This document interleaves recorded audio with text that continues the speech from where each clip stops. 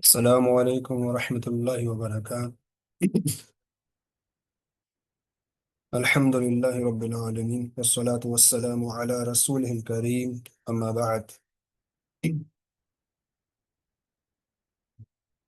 الحمد للہ ہم سورہ نازعات کی 20 آیات پڑھ چکے ہیں۔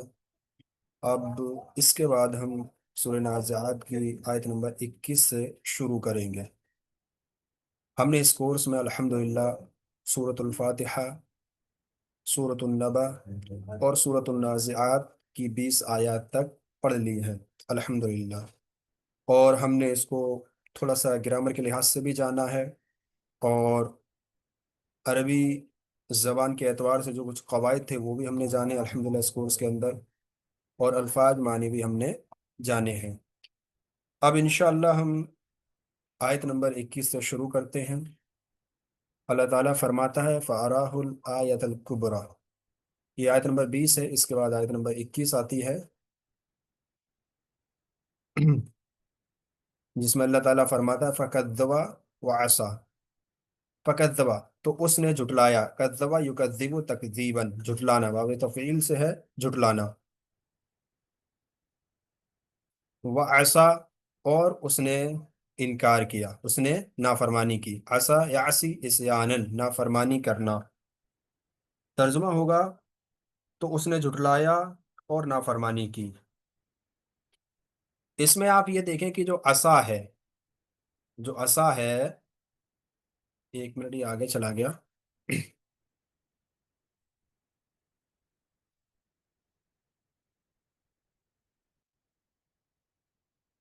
یہ جو عصا ہے یہاں پر، یہ کون سا اسم ہے؟ کوئی بتا سکتا ہے یہ کون سا اسم ہے؟ اس میں صحیح ہے، اس میں منقوص ہے، یا اس میں مقصور ہے؟ یہ کون سا ہے؟ تو یہ جو ہے موسا والا ہے، یعنی کہ جو الف آتا ہے اور اس کو ہم کہتے ہیں اس میں مقصور۔ اس کو ہم کیا کہتے ہیں؟ اس میں مقصور۔ تینوں اسم ہیں، آپ ریکارڈنگ میں اس کو دیکھ لینا انشاءاللہ۔ میں یہاں پہ تینوں اسم کی، اس میں صحیح، اس میں منقوص اور اس میں مقصور کی تعریف بیان کر دیتا ہوں۔ اس میں صحیح اس اسم کو کہتے ہیں جس کے آخر میں الف یا نہ ہو۔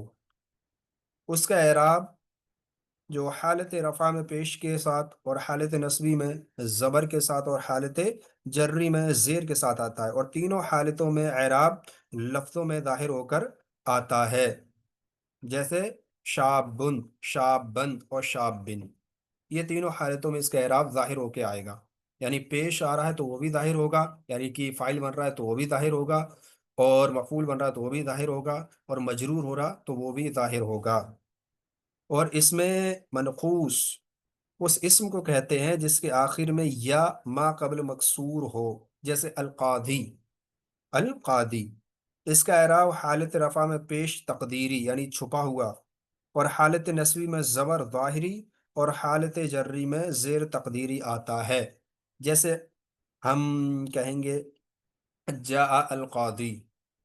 قاضی آیا۔ تو اس میں جو القاضی ہے یہ حالت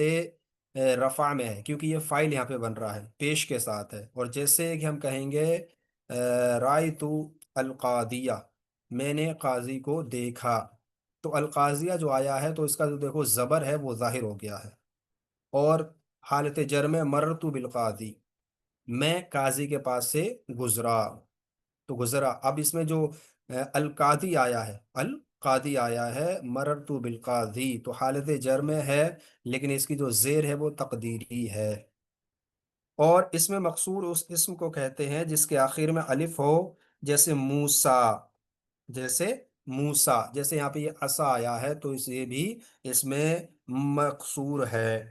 اور اس کا اعراب، اس کا جو اعراب ہے وہ حالت رفع میں پیش تقدیری، اور حالت نصبی میں زبر تقدیری، اور حالت جری میں زیر تقدیری آتا ہے، یعنی کہ تینوں حالتیں اس کی تقدیری کی ہوتی ہیں۔ جیسے جاء موسیٰ، موسیٰ آیا، تو یہ یہاں پر فائل بن رہا ہے تو بھی اس کا جو پیش ہے وہ تقدیری ہے۔ جیسے رائت موسیٰ، میں نے موسیٰ کو دیکھا، تو موسیٰ یہاں پر جو ہے مفعول بن رہا ہے، یعنی کہ حالت نصب میں ہے، تو بھی یہ ہم اس میں جو اس کا جو اعراب ہے وہ تقدیری ہے، یعنی کہ جو اس کا زبر ہے وہ تقدیری ہے۔ اسی طرح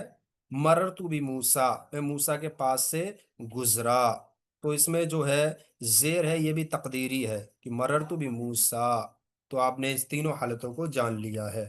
اس کو آپ لکھیے گا اور میرے پاس کتاب کو یہ بھیجیے، اس کو لکھ کر آپ میرے پاس بھیجیے گا انشاءاللہ، کہ حالت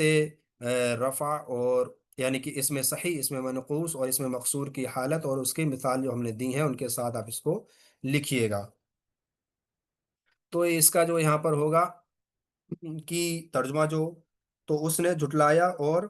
نافرمانی کی، یعنی جھٹلایا یا نافرمانی کی۔ فرعون نے موسیٰ علیہ السلام کی نشانیوں کو جھٹلایا اور اللہ تعالیٰ کی نافرمانی کی، یعنی اللہ تعالیٰ نے جو موسیٰ علیہ السلام کو نشانیاں دی تھیں اور موسیٰ علیہ السلام نے جو دلائل فرعون کے سامنے رکھے، اور جو نشانیاں موسیٰ علیہ السلام کو اللہ نے دی تھیں، تو موسیٰ علیہ السلام نے جو نشانیاں فرعون کو دکھائیں، تو دیکھنے کے بعد بھی اس نے ایک طرح سے اس کا انکار کر دیا اور اس کو جھٹلا دیا، اور وہ حد سے زیادہ اپنی جو نافرمانی تھا اس میں آگے بڑھ گیا۔ ثم ادبر یسعا، دوسری آیت میں اللہ فرماتا ہے ثم ادبر یسعا، ادبر یدبرو ادبارن، پلٹنا، وہ پلٹا، اس نے پیٹ پھیری، یسعا وہ کوشش کرتا ہے، سعا یسعا سعین کوشش کرنا، کوشش کرنا، مطلب فرعون نے موسیٰ علیہ السلام کی جو دعوت ہے اس کو قبول کرنے سے انکار کر دیا جس سے وہ لے کر آئے تھے، یعنی موسیٰ علیہ السلام جو تھے وہ فرعون کے پاس جو اللہ رب العالمین کا پیغام لے کر آئے تھے، توحید کی جو دعوت لے کر آئے تھے، جو موسیٰ علیہ السلام نے فرعون کو دی تھی، تو اس نے اس کا انکار کر دیا اور اس کو قبول کرنے سے اس کو قبول نہیں کیا۔ اور جو موسیٰ علیہ السلام کو اللہ رب العالمین نے معجزات دیے تھے، تو ان معجزات کا بھی انکار کر دیا۔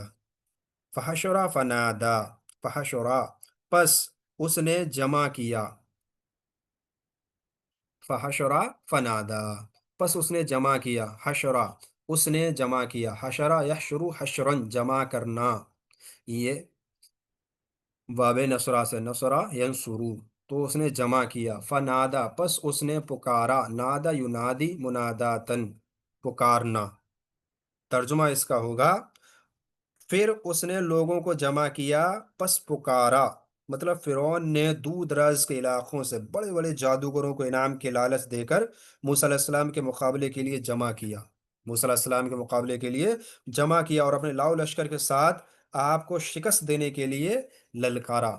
یعنی موسیٰ علیہ السلام کو فرعون نے کیا کیا کہ اپنے لشکر کے ساتھ موسیٰ علیہ السلام کو للکارا کہ آپ آؤ اور ہم سے مقابلہ کرو، اور پتہ چلے گا کہ آپ صحیح ہو یا ہم صحیح ہے، پتہ چلے گا آپ جو دلائل جو معجزات لے کر آئے ہیں وہ صحیح ہے یا فرعون جو دلائل دے رہا وہ صحیح ہے۔ تو اس نے اس لیے موسیٰ علیہ السلام کو للکارا تھا، اور اس نے کیا کہا تھا، فقال انا ربکم الاعلی، انا ربکم الاعلی،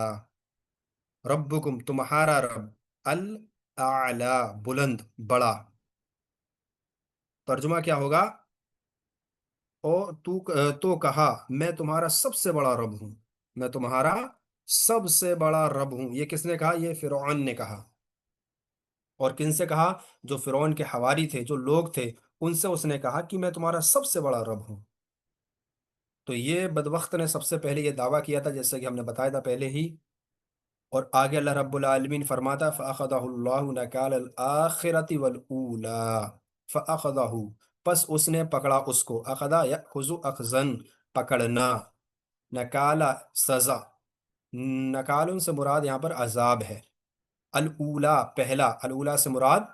دنیا ہے، الاولا سے مراد دنیا ہے، ترجمہ تو پکڑ لیا اس کو اللہ نے دنیا اور آخرت کے عذاب میں، دنیا اور آخرت کے عذاب میں، فرعون کو اللہ تعالیٰ نے عذاب دیا، اللہ تعالیٰ نے کیا عذاب دیا فرعون کو، اور یہ عذاب کیسا تھا کہ اللہ رب العالمین نے اس کو دنیا میں بھی عذاب دیا اور ساتھ میں آخرت میں اس کے لیے تو عذاب ہے ہی تیار، جو کہ اللہ رب العالمین اس کو دے گا، ضرور دے گا، اور یہ دنیا میں اس کے لیے جو سزا تھی، جو عذاب تھا، وہ اللہ رب العالمین نے اپنی حجت پوری کرنے کے بعد ہی اس کو دیا، اس سے قبل نہیں دیا، بلکہ اللہ رب العالمین نے فرعون کے پاس موسیٰ کو بھیجا، معجزات دے کر بھیجا۔ اللہ رب العالمین نے جو اس کو عبرت کے لیے کچھ نشانیاں دکھائیں فرعون اور اس کی قوم کو، جو قبطی قوم تھی، لیکن پھر بھی اس نے موسیٰ علیہ السلام کی بات کو نہیں مانا، اور اپنی جو اکڑ تھی، جو اس کی اکڑ تھی، اس کی جو ہٹ دھرمی تھی، اس پہ وہ اڑا رہا، ڈٹا رہا، اور اللہ رب العالمین نے پھر کیا کیا، اس کو پکڑ لیا اور اس کو دنیا اور آخرت دونوں کا عذاب دے دیا۔ یعنی کہ دنیا میں تو اللہ رب العالمین نے عذاب دے دیا، مرنے کے بعد اس کو صبح اور شام اس کی عذاب اس کو پیش کیا جاتا ہے، اور آخرت میں اس کے لیے سخت عذاب ہے۔ ان آگے اللہ رب العالمین فرماتا ہے، ان فی ذالک لعبرۃ لمن یخشی، لعبرۃ، البتہ عبرت، عبرتن جمع عبرن، عبرتن جمع عبرن، لمن اس شخص کے لیے جو، لی پلس من، اس شخص کے لیے جو، یخشا وہ ڈرتا ہے، خشیہ یخشا خشیتن ڈرنا، خشیہ یخشا خشیتن ڈرنا۔ اب ترجمہ کیا ہوگا؟ بے شک اس واقعے میں اس شخص کے لیے عبرت ہے جو ڈرتا ہے، یعنی فرعون کا جو انجام ہوا، اس اس میں اس شخص کے لیے عبرت و نصیحت ہے جو اللہ تعالیٰ سے ڈرتا ہے اور نصیحت قبول کرتا ہے، اور نصیحت کیا کرتا ہے؟ وہ قبول کرتا ہے۔ اس میں جو اللہ رب العالمین نے نبی اکرم صلی اللہ علیہ وسلم کو تسلی دی ہے، اور جو مشرکین مکہ تھے، ان کو اللہ رب العالمین نے تنبیہ کی ہے کہ اگر تم نہیں سدھرے، اگر تم نہیں باز آئی، اگر تم نہیں مانے، تو تمہارے لیے ڈرو اس عذاب سے جو فرعون کو آیا تھا، کہیں تمہارے اوپر نہ آ جائے، کہیں تمہیں بھی اس کی طرح، یعنی جو فرعون اور اس کے جو قوم تھی اس کو عذاب دیا گیا، تو کہیں تمہارے لیے وہ عذاب نہ آ جائے، تو ڈرو۔ تو اللہ رب العالمین نے رسول اکرم صلی اللہ علیہ وسلم کو اس میں آپ کے لیے صبر پیدا کرنے کے لیے آپ کو یہ بتایا، آپ کے لیے آسانی تھی، آپ کو اس میں نصیحت کی،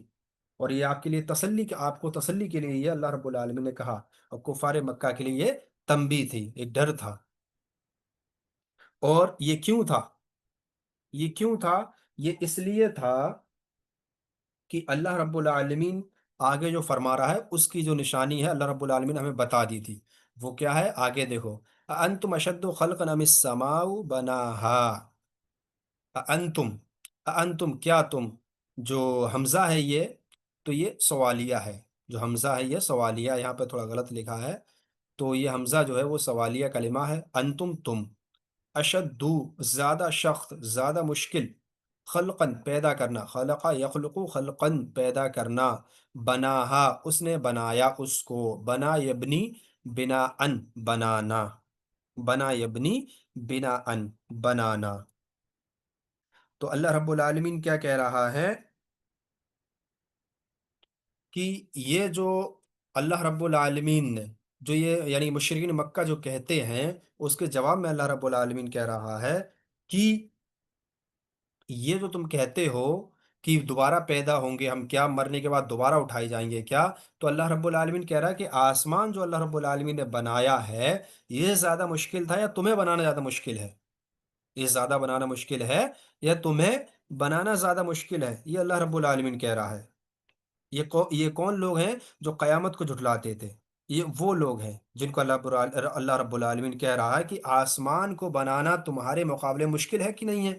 لیکن اللہ رب العالمین نے آسمان کو بنا دیا، تو تم کیا چیز ہو؟ اللہ رب العالمین تمہیں بھی بنا سکتا ہے، اور یقیناً اللہ رب العالمین بنائے گا۔ تو اللہ رب العالمین یہ ان سے کہہ رہا ہے، یہ کون ہے؟ یہ کفار مکہ کو اللہ رب العالمین نے خطاب کیا، اور مقصود کہ اللہ رب العالمین کا کیا تھا؟ یہ مقصود جو تھا ان کو دھمکانا، ان کو ڈرانا تھا، کہ اللہ رب العالمین اتنے بڑے آسمان اور ان کے جو عجائبات ہیں، جو عجائبات ہیں، ان کو پیدا کر سکتا ہے،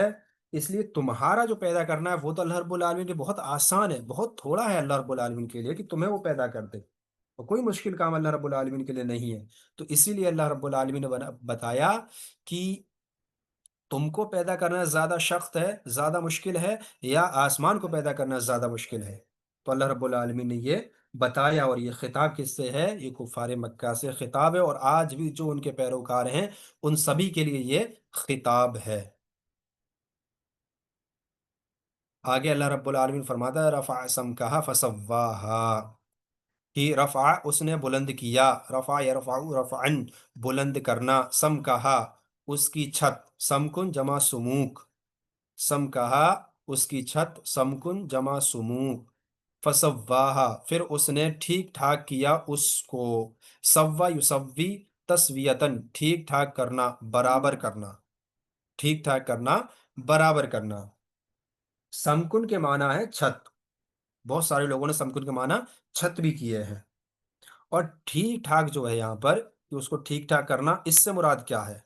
تو ٹھیک ٹھاک سے مراد ہے یہاں پر ایسی شکل اور صورت میں ڈھالنا جس میں کسی بھی طرح کی کوئی توافت، کجی، شگاف اور خلل باقی نہ رہے، اس کا یہ معنی ہے، یعنی کوئی بھی ٹیڑھا پن، کوئی بھی کمی، کوئی بھی یعنی فاصلہ اس کے اندر نہ ہو۔ اور آج ہم دیکھتے ہیں آسمان کو، کہ آسمان کے اندر الحمدللہ یہ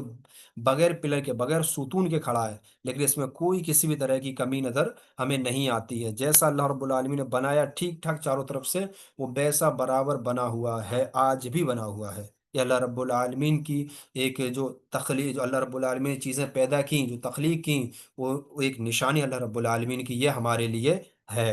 جسے ہم ہر ٹائم دیکھتے ہیں، ہر ٹائم اس کو محسوس بھی کر سکتے ہیں۔ بس یہی ہے کہ جو عقل رکھنے والا ہو وہی محسوس کرتا ہے۔ آگے اللہ رب العالمین فرماتا وَأَغْطَشَ وَأَغْطَشَ لَيْلَهَا وَأَخْرَجَ ضُحَاهَا، اغتشا اس نے تاریک بنایا، اغتشا یغتشو اغتاشن تاریک بنانا، اخرجا اس نے نکالا، اخرجا یخرجو اخراجن نکالنا، دوحا ہا اس کی روشنی، اس کی روشنی۔ یہاں پہ جو اغتشا آیا ہے یہ با معنی اظلما کے ہے، کس کے ہے؟ اظلما کے، تاریک کر دینا، تاریک کر دینا، یعنی کہ تاریک کر دیا۔ اور اخرجہ جو ہے وہ معنی اب رضا کے ہے، ظاہر کیا۔ اور نہارا ہا، نہارہا جو ہے اس کی جگہ پہ اللہ رب العالمین کیا لے کے آیا ہے؟ ضحاہا، اس لیے کہ چاشت کا جو وقت ہوتا ہے بہت اچھا ہوتا ہے، بہت اچھا ہوتا ہے، اسی لیے اللہ رب العالمین یہاں پر ضحاہا لے کر آیا ہے۔ اور جو دن کا اللہ رب العالمین کہہ رہا ہے، کہ اللہ رب العالمین نے جو کہا ہے کہ اس کی جو روشنی ہے، اس کی جو روشنی ہے، یعنی کہ اللہ رب العالمین دن کو سورج کے ذریعے سے روشن کیا ہے، اللہ رب العالمین دن کو سورج کے ذریعے سے روشن کیا ہے۔ آگے اللہ رب العالمین فرماتا والارض بعد ذالک دحاہا، بعد بعد، دحاہا اس نے بچھایا اس کو، دحا یدحا دحین بچھانا، والارض اور زمین، بعد اس کے بعد، ذالکا اس کے بعد، دحاہا اس کو بچھایا، اس کو بچھایا۔ مطلب اللہ تعالیٰ نے آسمان بنانے کے بعد زمین کو بچھایا تاکہ لوگ اور دوسری جو مخلوقات ہیں، لوگوں کے علاوہ جو مخلوقات ہیں، اس پر سکون کے ساتھ زندگی بسر کر سکیں، یہ اللہ رب العالمین نے کیا ہے۔ اور سورہ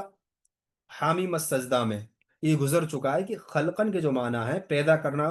یہ اور چیز ہے، پیدا کرنا یہ اور چیز ہے، اور دہا ہموار کرنا، ہموار کرنا یہ اور چیز ہے۔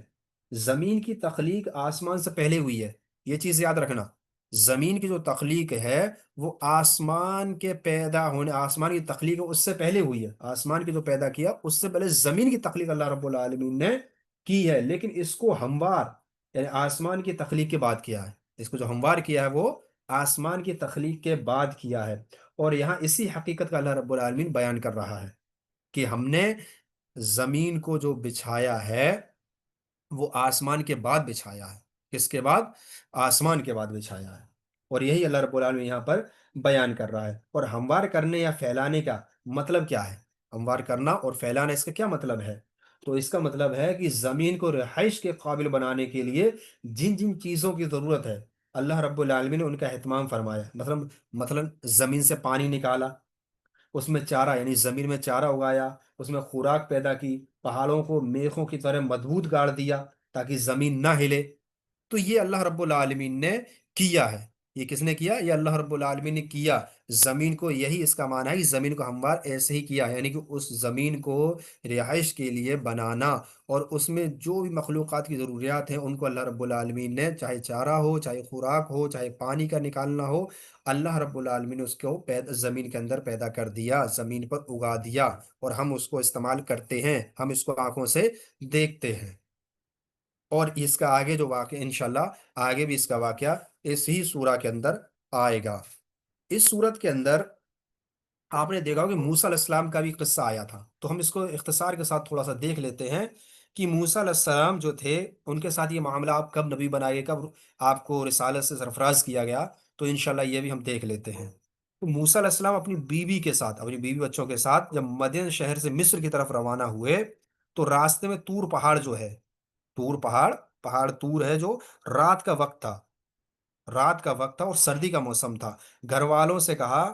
جیسے موسیٰ علیہ السلام نے گھر والوں سے کہا مجھے پہاڑ پر آگ دکھائی دے رہی ہے، میں وہاں سے انگارہ یا کوئی خبر لے کر جلد تمہارے پاس لوٹ آؤں گا تاکہ تم سیک سکو، یعنی سردی اتنی زیادہ تھی۔ تو ابھی جو سردی کا موسم آنے والا، ہم اس میں اندازہ لگا سکتے ہیں کہ جو رات کی جو سردی ہوتی ہے کتنی زیادہ ہوتی ہے۔ تو انہوں نے اسی لیے کہا کہ انگارہ لے کے آئیں گے، کوئی آگ دکھ رہی ہے تو انگارہ لے کے آئیں گے جس سے آپ سیک سکو گے، یا کوئی خبر لے آئیں گے کہ وہاں پہ کوئی رہتا ہے یا نہیں رہتا ہے، کیا معاملہ ہے، کوئی ہے نہیں ہے، تو وہ بھی معلوم ہو جائے گا، یعنی کوئی نہ کوئی خبر لے کے آ جائیں گے یا کوئی انگارہ لے کے آ جائیں گے۔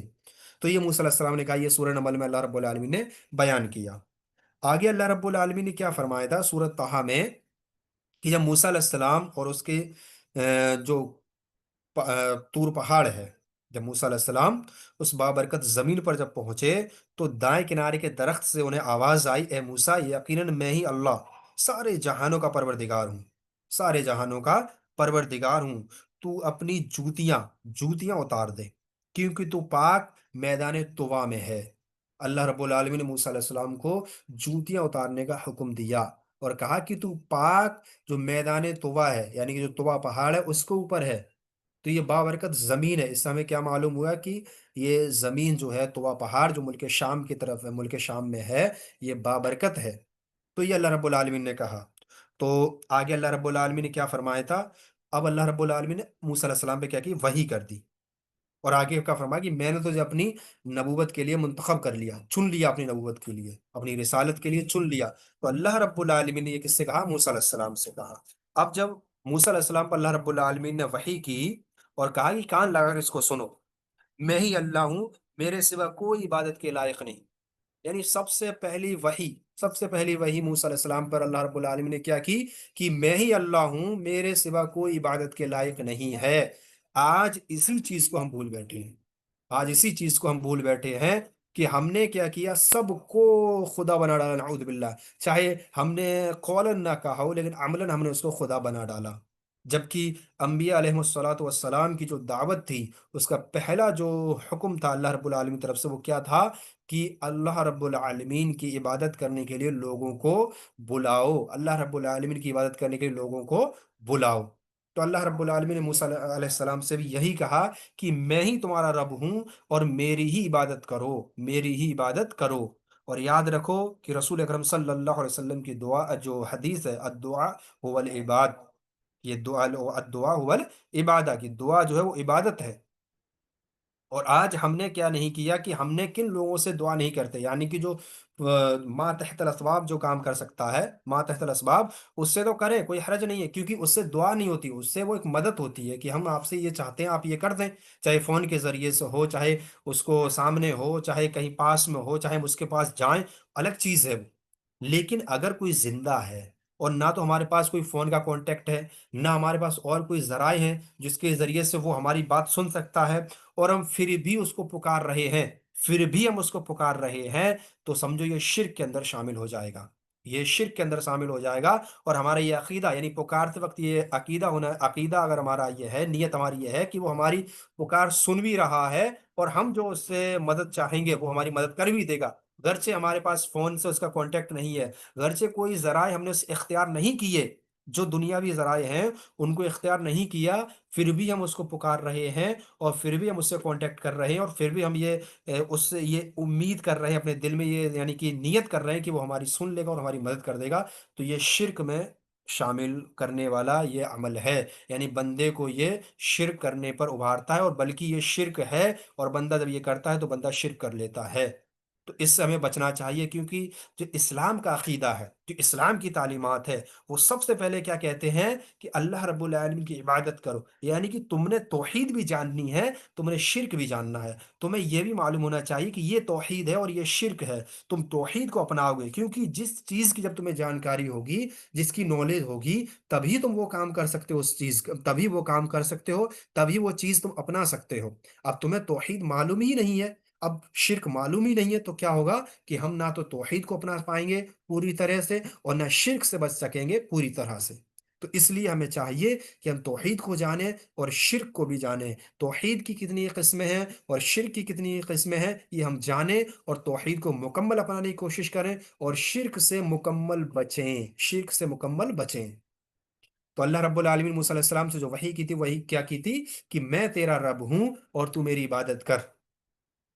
اور میرے علاوہ کوئی عبادت کے لائق نہیں ہے، یعنی اللہ رب العالمین ہی حقیقت میں کون ہے، عبادت کے لائق ہے، اس کے علاوہ چاہے اس کے انبیاء علیہ الصلوۃ والسلام ہو، یعنی کہ اس کے پیغمبر ہوں، یعنی اس کے کیوں نہ اس کے اولیاء اللہ ہوں، کوئی بھی ہو، کوئی بھی اس لائق نہیں ہے کہ اللہ کے علاوہ ان کی عبادت کی جائے۔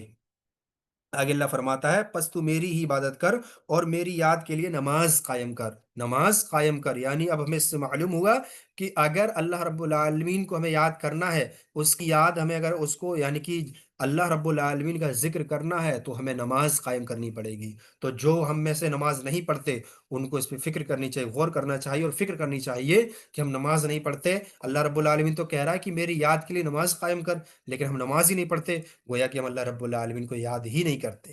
اللہ رب العالمین کو یاد ہی نہیں کرتے ہیں۔ آگے اللہ فرماتا ہے قیامت آنے والی ہے جسے میں پوشیدہ رکھنا چاہتا ہوں، یہ سورہ طہ میں اللہ رب العالمین نے سورہ 11 آیت 11 سے لے کے 16 تک کہا ہے۔ آگے اللہ سورہ طہ میں ہی فرماتا ہے آیت نمبر 20 پہ، موسیٰ علیہ السلام کے ہاتھ میں ایک لاٹھی تھی، اللہ تعالیٰ نے موسیٰ علیہ السلام سے فرمایا اسے نیچے ڈال دو، چنانچہ اس جو لاٹھی تھی وہ موسیٰ علیہ السلام نے نیچے ڈال دی، اور جیسے ہی موسیٰ علیہ السلام نے وہ لاٹھی نیچے ڈالی تو وہ کیا بن گئی، وہ سانپ بن گئی، وہ سانپ بن گئی، وہ لاٹھی جو تھی وہ سانپ بن گئی۔ اور اللہ رب العالمین نے یہ آپ کو معجزہ دیا تھا موسیٰ علیہ السلام کو، ایک دیا تھا ہاتھ کا اور ایک دیا تھا لاٹھی کا، اب ہاتھ کا آگے آ رہا ہے۔ اور اللہ رب العالمین آگے کیا فرمایا کہ موسیٰ کو حکم دیا کہ اپنا جو ہاتھ ہے وہ گریبان میں ڈال کر نکالو، جب آپ نے اپنا ہاتھ گریبان سے نکالا تو وہ چاند کی طرح چمکنے لگا، تو وہ چاند کی طرح چمکنے لگا۔ ان دو نشانیوں کے ساتھ اللہ رب العالمین نے موسیٰ علیہ السلام کو فرعون کے پاس جانے کا حکم دیا، کیونکہ اس نے زمین پر فساد برپا کر رکھا تھا، یعنی فرعون جو تھا اس نے زمین پر فساد برپا کر رکھا تھا، بنی اسرائیل کو یہ کیا کیا ظلم نہیں کرتا تھا، کیا کیا ان پر آزمائش اللہ رب العالمین کی نہ تھی کہ یہ بدبخت ان کے اوپر ظلم نہ کرتا ہو۔ کیا قرآن میں آتا ہے کہ وہ ان کی عورتوں کو چھوڑ دیتا تھا، اور جو ان کے لڑکے تھے ان کو ذبح کر دیتا تھا، اتنا بڑا بدبخت تھا، یعنی کہ جب لڑکے یعنی مرد جب ذبح کر دیے جائیں کسی قوم کے، تو وہ قوم کہاں سے آگے بڑھے گی، ختم ہو جائے گی۔ اور عورتوں یعنی مردوں کا دوسرا کام یہ بھی ہوتا ہے کہ وہ مرد جو تھے مرد ہوتے ہیں، وہ دنیاوی جو کام ہوتے ہیں ان کے لیے جو وہ محنت کرتے ہیں، جو مشقت کرتے ہیں، وہ عورت نہیں کر سکتی ہے، لیکن یہ بدبخت ان مردوں کو قتل کر دیتا تھا تاکہ وہ عورتیں جو ہیں وہ یعنی بے یار و مددگار ہو جائیں، تو ان کا یہ معاملہ کرنے کے لیے بدبخت ان کو مردوں کو قتل کر دیتا تھا اور عورتوں کو چھوڑ دیتا تھا، اور ان کے ساتھ غلط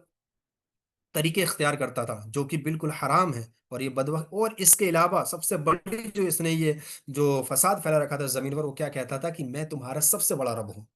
یہ تمام گناہ کرنے کے بعد سب سے بڑا گناہ یہ کرتا تھا کہ میں تمہارا رب ہوں۔ یہ موسیٰ علیہ السلام جو کو اللہ رب العالمین نے دعوت دی کہ فرعون کے پاس جاؤ، اس نے زمین پر فساد مچا رکھا ہے، اور موسیٰ علیہ السلام نے پھر کیا کیا، اپنے بھائی ہارون علیہ السلام کے لیے اللہ رب العالمین سے کہا کہ ان کو میرے ساتھ کر دو، تو اللہ رب العالمین نے منظور کر لیا اور ان کو بھی موسیٰ علیہ السلام کے ساتھ بھیج دیا۔ موسیٰ علیہ السلام نے فرعون کو کیا، توحید کی دعوت دی، توحید کی دعوت دی، تو اس سے کیا معلوم ہوا، اور رسول اکرم صلی اللہ علیہ وسلم نے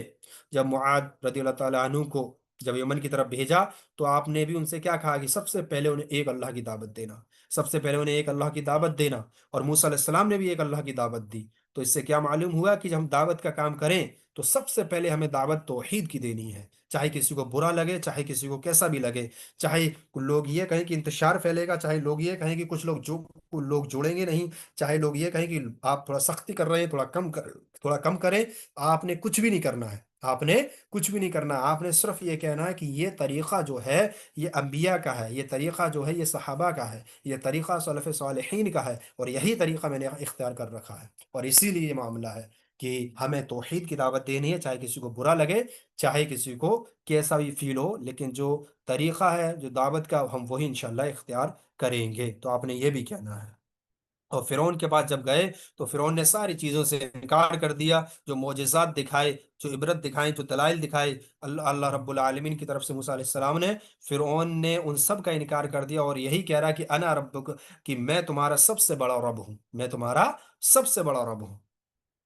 اور ساری جو اللہ کے نبی موسیٰ علیہ السلام نے جو نشانیاں دکھائی تھیں، فرعون نے ان سب کو جھٹلا دیا، ان سب کو جھٹلا دیا۔ اور فرعون نے کیا کیا کہ موسیٰ علیہ السلام سے مقابلہ کرنے کے لیے آپ کو آپ کو یعنی کہ چیلنج دے دیا، آپ کو چیلنج دے دیا، اور جو اس کے ارد گرد لوگ تھے، یعنی جو شہر تھے، جو ان کو سب کو جتنے بھی وہاں جادوگر رہتے تھے، بڑے بڑے جادوگر جو رہتے تھے، سب کو بلایا، اور مقررہ جو وقت تھا اس وقت پر اس میدان میں پہنچ گئے، اس میدان میں پہنچ گئے، اور اس وقت پر پہنچ گئے۔ اور جب پہنچ کر وہاں پہ موسیٰ علیہ السلام کا سامنا ان جادوگروں نے کیا، تو انہوں نے کیا کیا؟ نظر بندی کا کام کیا، اور لوگوں کی نظریں انہوں نے باندھ دی، اور جو رسیاں پھینکی، جو لاٹھیاں پھینکی، وہ سانپ لوگوں کو نظر آنے لگی، لیکن حقیقت میں وہ رسیاں تھیں اور لاٹھیاں تھیں۔ موسیٰ علیہ السلام نے کیا، اللہ رب العالمین نے موسیٰ علیہ السلام کو اوپر وحی کی، اور کہا کہ آپ نے اپنی لاٹھی پھینک دیں، اور موسیٰ علیہ السلام نے جو ہی اپنی لاٹھی پھینکی، وہ لاٹھی سانپ بن گئی، اور انہوں نے سبھی رسیوں کو اور سبھی لاٹھیوں کو نگل لیا۔ اور جب جادوگروں نے دیکھا تو وہ حیران ہو گئے،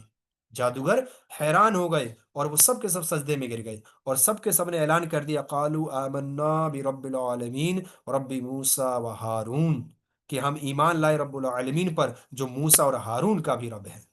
تو یہ جادوگروں نے اعلان کر دیا، اور فرعون نے کیا کیا؟ ان کو دھمکایا، جادوگروں کو دھمکایا، ان کو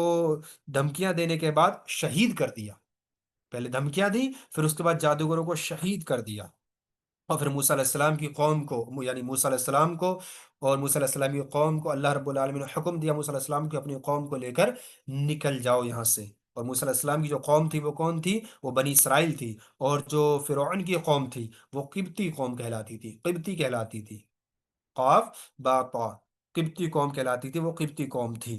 تو اللہ رب العالمین نے موسیٰ علیہ السلام کو حکم دیا، اور موسیٰ علیہ السلام اللہ رب العالمین کے حکم سے مصر سے اپنی بنی اسرائیل قوم کو بنے لے کر ساتھ نکلے، اور فرعون نے بھی اپنے لشکر کو ترتیب دی، اور موسیٰ علیہ السلام کے پیچھے پڑ گیا۔ اور جب موسیٰ علیہ السلام آگے گئے تو آپ نے دیکھا کہ سامنے سمندر ہے، اور پیچھے دیکھا فرعون ہے۔ تو موسیٰ علیہ السلام پر اللہ رب العالمین نے وحی کی کہ اپنے جو عصا ہے اس عصا کو سمندر پر مارے، اور جیسے ہی موسیٰ علیہ السلام نے سمندر پر مارا تو وہ عصے سے اللہ رب العالمین جو سمندر تھا اس کو پھاڑ دیا، اور موسیٰ علیہ السلام اور اس کی آپ کی جو قوم تھی وہ نکل گئی، اور فرعون بھی اسی راستے سے نکلا، فرعون بھی اسی راستے سے نکلا۔ تو اللہ رب العالمین نے سمندر کو حکم دیا، اور سمندر مل گیا، اور فرعون اور اس کی جو قوم تھی، اس کے جو لشکر تھا، وہ سارے کے سارے اس میں غرق ہو گئے، ڈوب گئے۔ اور اللہ رب العالمین نے فرعون کو آج تک کے لیے، یعنی قیامت تک کے لیے نشان عبرت بنا کر رکھ دیا۔ یہ چھوٹا سا مختصر طریقے سے میں نے یہاں پہ موسیٰ علیہ السلام اور فرعون کا واقعہ نقل کیا، کیونکہ اس سورہ کے اندر یہ واقعہ آیا تھا۔ تو یہی آپ اختصار کے ساتھ آپ یہ سمجھے، یہی اس کا معاملہ ہے۔ اور پھر جب فرعون ڈوب گیا، غرق ہو گیا، تو اللہ رب العالمین نے سورہ میں قرآن میں کہا ہے کہ ہم نے تیرے نشان کو، ہم کیا، تیرے جو جسم ہے اس کو کیا عبرت بنائیں گے لوگوں کے لیے۔ اور آج بھی یہ عبرت ہے، آج بھی یہ عبرت ہے، ہم جاتے ہیں دیکھیں، فرعون آج بھی عبرت ہی ہے، کہ یہ وہ بدبخت ہے جس نے سب سے پہلے زمین پر رب ہونے کا دعویٰ کیا، یہ بہت بد وقت ہے جس کے سامنے اللہ رب العالمین کے ایک نبی، ایک رسول معجزات لے کر آیا، اور اس بد وقت نے اس کا انکار کر دیا، دلائل دیے، اس بد وقت نے ان کا انکار کر دیا۔ تو آج ہم انشاءاللہ یہیں تک رکھتے ہیں، اس کے بعد انشاءاللہ جو آگے کی آیات ہیں ان کو انشاءاللہ ہم کل پڑھیں گے۔